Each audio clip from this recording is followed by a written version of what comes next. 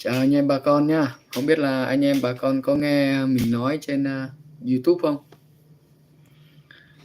Lần đầu tiên mình like nhá. Đâm ra là mình không biết là các bạn có nghe hay không.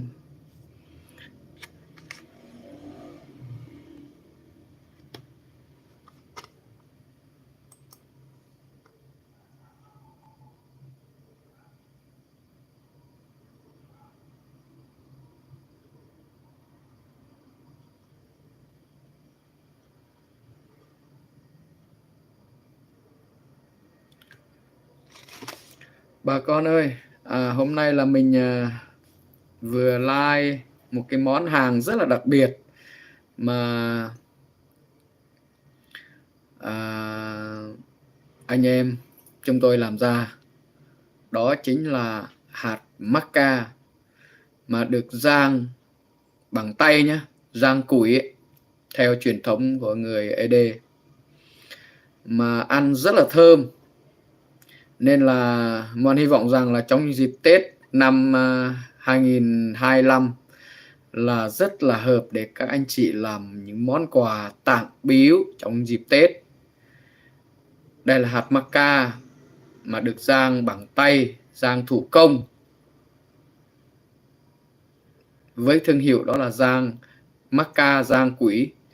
Ăn rất là thơm, khác hẳn với tất cả các cái loại macca sấy. Tí nữa Moan sẽ cho các bạn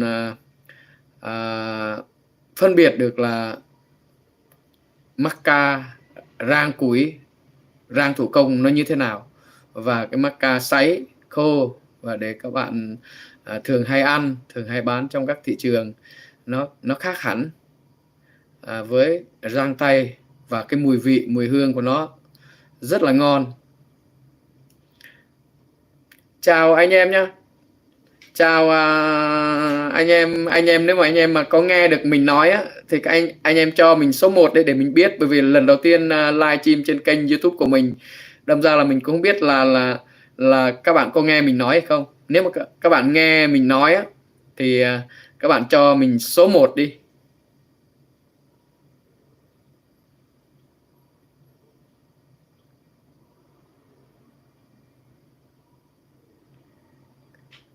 Xin chào nhé.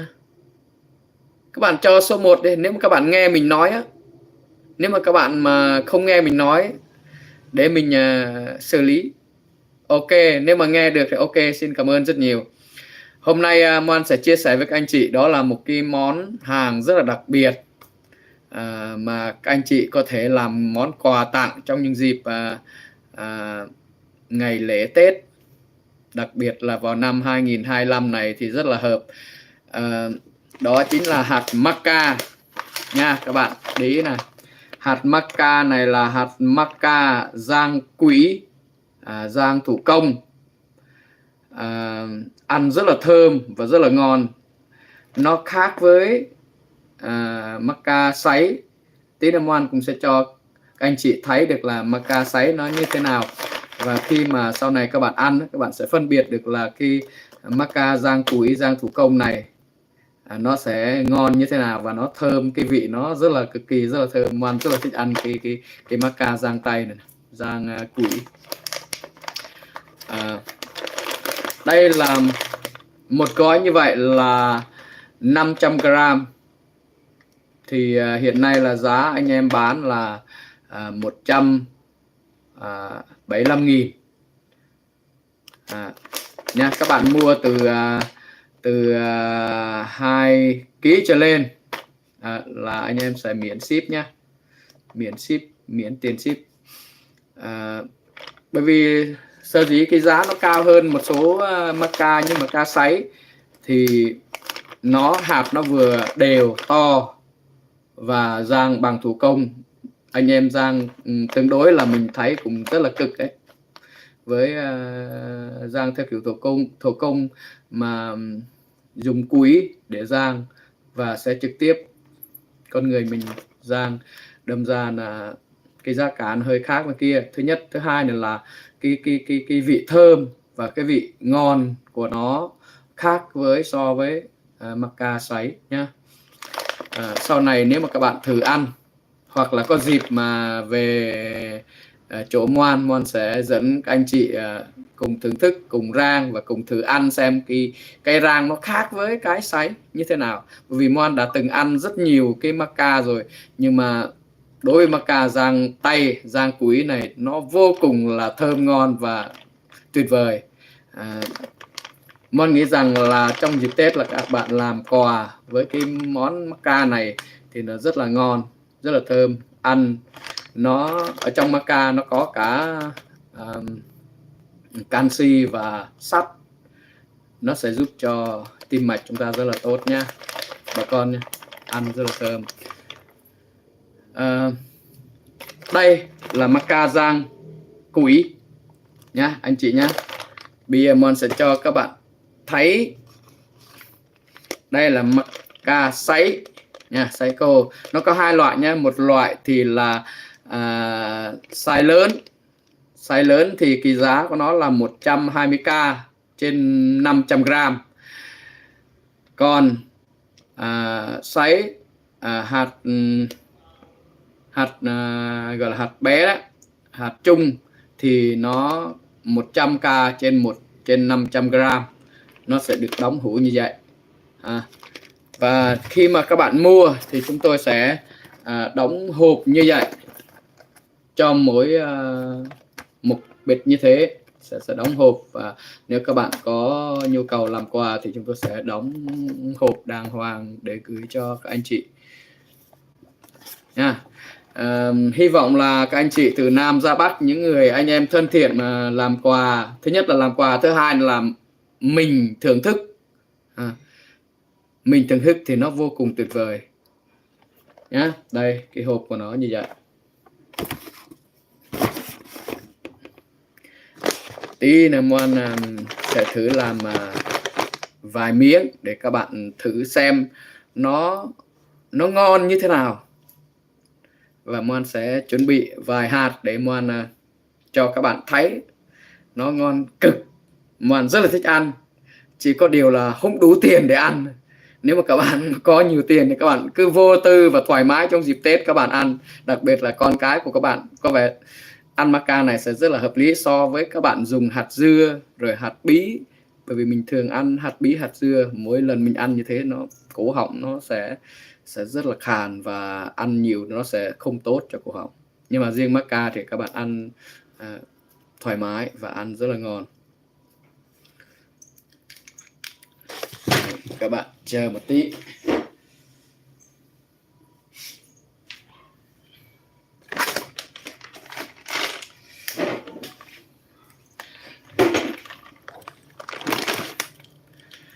Các bạn cho mình like nhá, cho mình like và chia sẻ để mình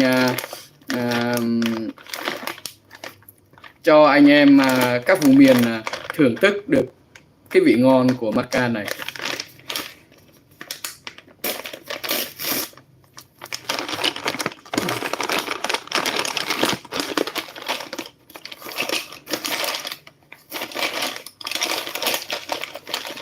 Ok, để mình đợi mình một tí đi.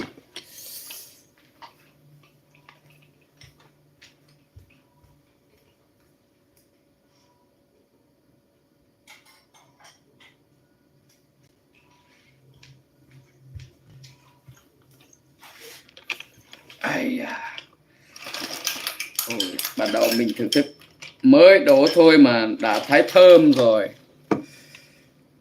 Thơm quá anh chị ơi, mình rất thích ăn luôn.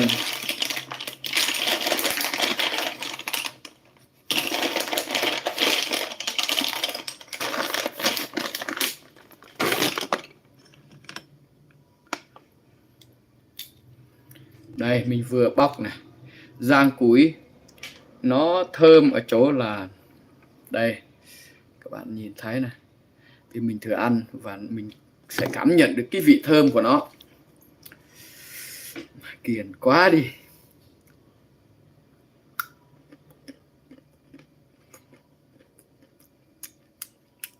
Trời ơi, nó thơm cảm giác như có vị than trong đấy, ăn rất là phê.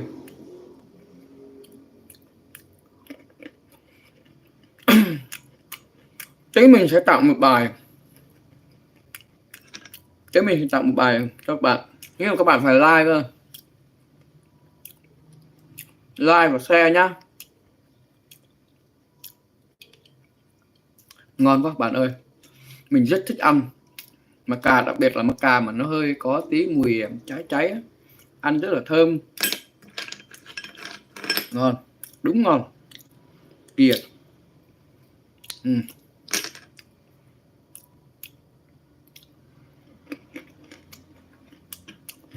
Mình đang ăn đây là cái hạt maca mà do tay mình rang nhá. Hồi nãy đóng hộp là để gửi cho khách hàng, nhưng mà đây mình đang ăn đây là chính tay mình rang và mình để ra ngoài để mình ăn, để các bạn thấy rằng cái mùi vị nó ngon như thế nào.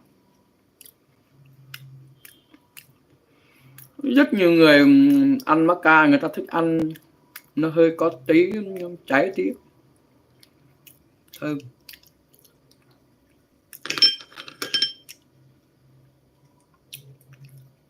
Thơm quá, thơm cực.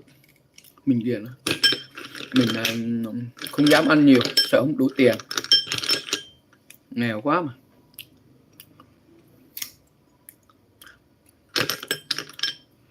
Đây, trời ơi ghiền, ngon, ngon cực.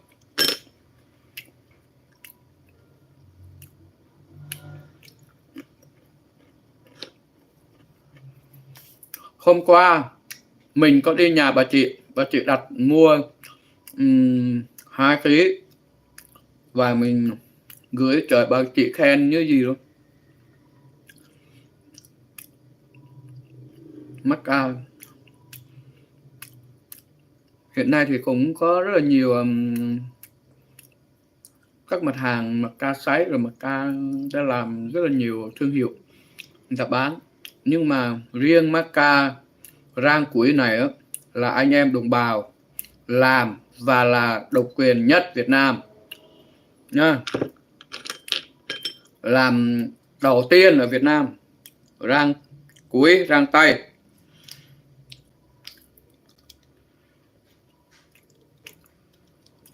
Hy vọng là mình rất là mong muốn các anh chị Nam Bắc được thưởng thức cái maca này.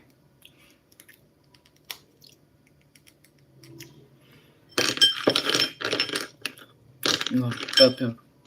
Mình rất thích ăn cái cháy, mình cứ thích hơi vị cháy.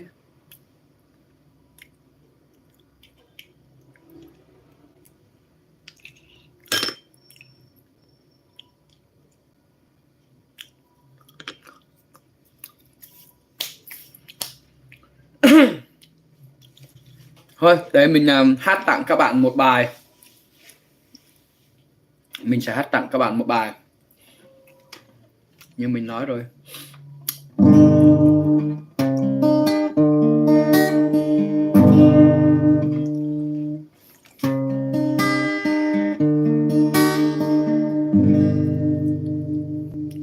Mình sẽ tặng các anh chị một bài, bởi vì là cũng khuya rồi. Bởi vì cái khu vực mình ở thì toàn là công nhân viên chức nhà nước, người ta ngủ sớm để sáng mai người ta đi làm, còn mình thức khuya như này mình hát hò ôm sùm thì không tốt cho người ta, không tốt cho giấc ngủ người ta, nên là mình sẽ hát một bài thôi. Rất mong các anh chị cùng chia sẻ và thông cảm, đặc biệt là nhớ ủng hộ hạt maca của mình nhé. Ai có nhu cầu thì cứ gọi điện cho mình, số điện thoại của mình đó là 0934 881 339 nha. Imoan Hờ Móc 0934 881 339.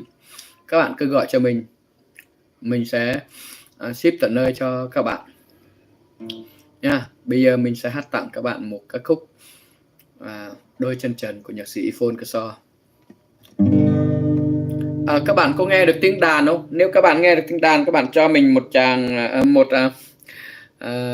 một cái số 1 đi, để biết rằng là mình cái đàn có tiếng.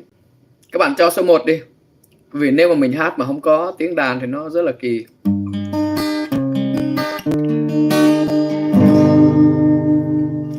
bạn cho số 1 đi. Các bạn cho số 1 đi để mình biết rằng là cái đàn có tiếng và giọng ca cũng có tiếng. Các bạn cho số 1 đi. Các anh chị cho số 1 đi. Chứ không tên mình hát là không có tiếng là buồn lắm ấy.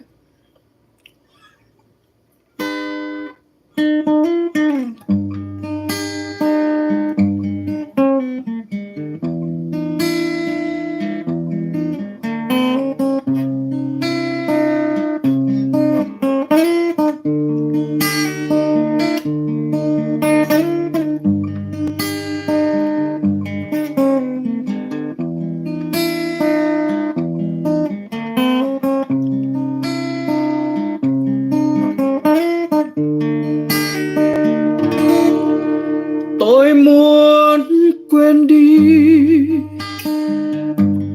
tháng với ngày,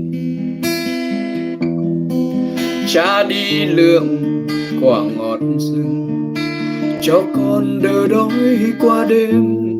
Tôi muốn quên đi đôi chân trần, cha đi lượm từng hạt thông cho con một bữa cơm chiều. Ôi ngày tháng đôi vai gầy run run tựa vào hàng cây. Ôi thời gian hãy quên đi đôi chân cồng kềnh, cha đi giữa rừng hoang vu. Lưng cha thì đôi nắng cây, ôi tóc bạc tựa trắng soi. Cả một đời và cả cuộc đời đôi chân chân.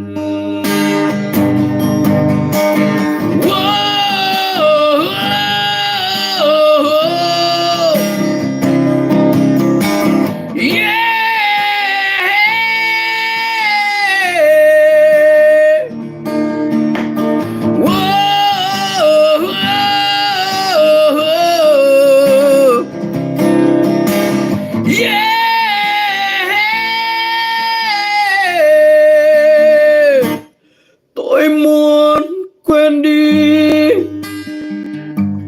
tháng với ngày, cha đi lượm quả ngọt rừng cho con đỡ đói qua đêm. Tôi muốn quên đi đôi chân trần, cha đi lượm từng hạt thông cho con một bữa cơm chiều. Yeah! Ôi ngày tháng đôi vai gầy run run tựa vào hàng cây. Ôi thời gian hãy quên đi đôi chân cồng kềnh, cha đi giữa rừng hoang vu. Lưng cha thì đôi nắng cây, ôi tóc bạc tựa trắng soi. Cả một đời và cả cuộc đời đôi chân chân. Lưng cha thì đôi nắng cây, ôi tóc bạc tựa trắng soi. Cả một đời và cả cuộc đời đôi chân chân.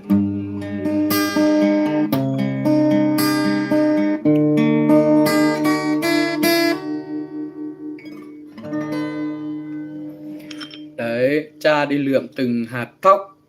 Hạt thóc thì cái đó là người ta gọi là cái cớ thật ra rất là nhiều hạt để cha nuôi con. Hạt maca cũng có thể nuôi con được, hạt cà phê, hạt cacao vân vân đều có thể nuôi con được. Cảm ơn các anh chị rất nhiều nha. Các anh chị nhớ ủng hộ hạt maca của mình nhá. Đấy, này hạt maca rang quý.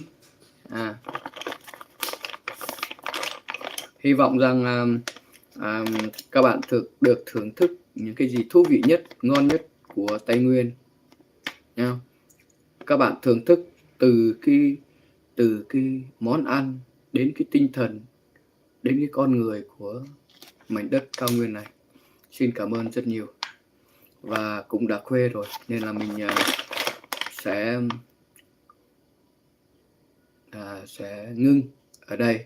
Hy vọng sắp tới có thời gian rảnh mình lại live để các bạn cùng biết một cái món hàng hiện nay đang rất hot nha, maca rang quý. Và không có gì hơn ngoài những lời chúc tốt đẹp nhất đến tất cả các anh chị, đến tất cả bà con ở khắp nơi yêu thích kênh giọng ca Đại Bàng của Moan. Hãy like và share để anh em ta cùng có một cái niềm vui trong những năm mới. Chúc các anh chị mùa Giáng sinh thật là vui vẻ, tràn đầy hạnh phúc.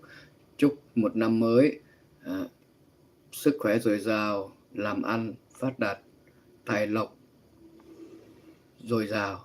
Xin cảm ơn rất nhiều.